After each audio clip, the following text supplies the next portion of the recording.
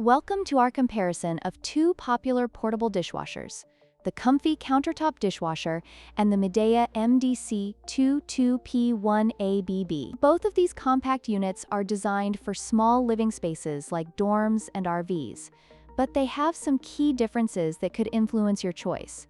In this video, we will explore their features, specifications, and user feedback to help you make an informed decision.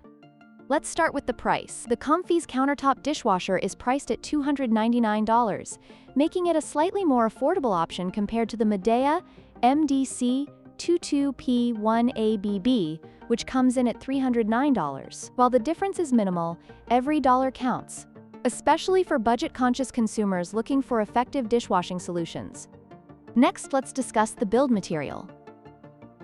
The COMFEE's model features a stainless steel interior, which is known for its durability and resistance to stains. On the other hand, the Midea model primarily uses plastic, which may be less durable over time. This difference could impact the longevity and overall aesthetic of the dishwashers in your kitchen.